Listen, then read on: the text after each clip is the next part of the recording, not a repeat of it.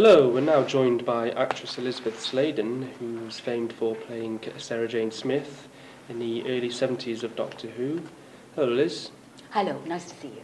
So, Liz, Sarah Jane Smith was at the time, the power woman in Doctor Who. She wasn't the average companion, she was the thinking man's crumpet at the time. Gosh, I thought I'd been pipped to the post by Anna Ford there, really. I don't know, I've never heard Sarah described like that. The brief I was given was that they wanted a different kind of assistant. But basically, you follow the format, and whatever you find to make it different is within yourself, really. You have to play the scene, and really, you don't make the running as the assistant, and you know that you're going to have to fall over. I think the only thing that didn't happen was I wasn't tied to a railway line, like in The Perils of Pauline, which I wouldn't have minded, actually. I never minded the format, because I knew what I was getting into. And basically, if you think that you have a best friend, i.e. in my case the Doctor, then you would do anything in a given situation where that person needed your help. So it never, ever worried me when people say, oh, don't you mind, falling over again and getting... I say, no, well, you'd do it, wouldn't you? Because that shows that you are caring for this person, that you want to help them. And if in the way of going about it, you come a cropper, well, it's up to you to get yourself out of it. Mm. And I rather like that idea, that by allowing yourself to appear weak, you are actually terribly strong. You worked with John Pertwee and Tom Baker. How did the pair differ to you? They differed greatly because they approached the role, they are different performers, they're different people, they have different interests. Tom is very much the Doctor who says, right, go out and do it, girl, do it on your own, come back and tell me about it. John's Doctor was very much the gentleman Doctor, with the cape, the cloak, to protect the little chick.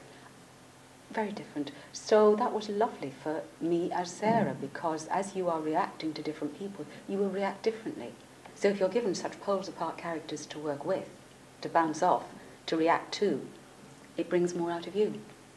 You are officially the only companion to have come back to the part more times than any other one. God, how boring. Am I really? Oh dear, I have to do something about that. Right. Is Sarah a part that you enjoy coming back to? I love Sarah, she was mine. I'm very proud of her and I'm very grateful to her. I don't know if one should return. I mean, I loved returning to Sarah on radio. That was the icing on the cake, that was beautiful. Because we all appreciated each other so much more. We were all older and we thought, gosh, can we make this work? And it made me realise I do have a Sarah Jane voice. I really do have a Sarah Jane voice. And we had Barry to nurse us along, Barry Letts. Nick and John and I, the first read-through, it just all slotted back. It was wonderful. I returned as Sarah to do Downtime. I don't know if that was a good idea or not, but I thought I'd give it a go to see if it would work, because it was a challenge. Mm. And it was without the Doctor standing next to me, therefore you think, well, she can actually be... I won't be pulled into being that kind of character again if I'm more with Nick. Mm. Yeah. She might be different, hopefully. What else have I done as Sarah? Talking about not having the Doctor at your side, that was the case in K9 and Company. How did you encounter it? Well, it was lovely to be asked. It was in the running ages before. John Nathan Turner said, would you be interested? I said, yeah, approach me, let's see. Yes, I would be interested, because no character's ever really worked, could she?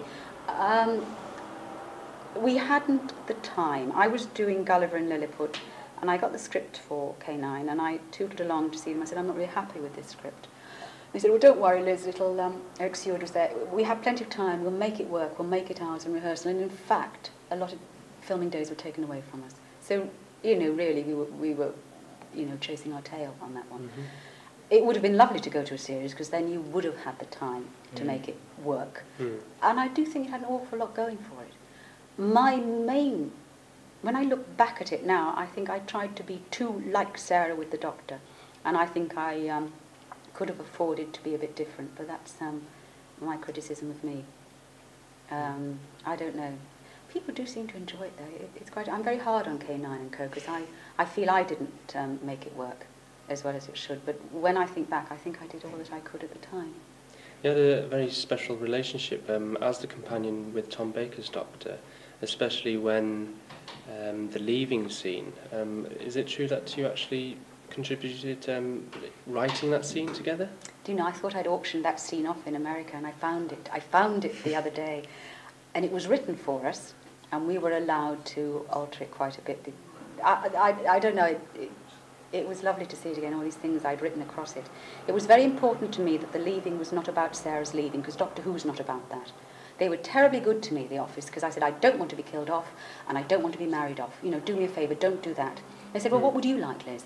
I said, well, when I watch something, and I'm sitting my bum on the seat, I like to see something where I don't know what's going to happen next. I said, could we have a Doctor Who story? And could right at the end Sarah say, right, I'm fed up of being shot at, whatever. I've had it. I cannot do any more. And that's what I felt about the character, really. I wasn't quite there, but I knew shortly I would be asked to leave.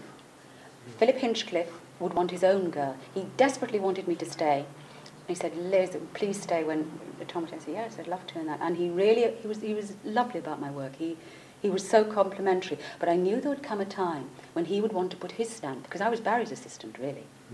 He'd cast me. And I thought, I know Sarah, I could feel it. She's at a point now, she is doing so well. I want to leave on that high note. For me, personally, and for whatever other reasons, I just want to go like that. And I don't regret that at all. In a way, I wished Eldred's story had been maybe a little bit stronger, but I can't really ask for more. You know, they were very good. Well, we both remember Sarah with great fondness, and it's been lovely to speak to you, Liz. Aww. Thank you very much. I have me crying. Thank you very much, Amanda. Thank you. Both.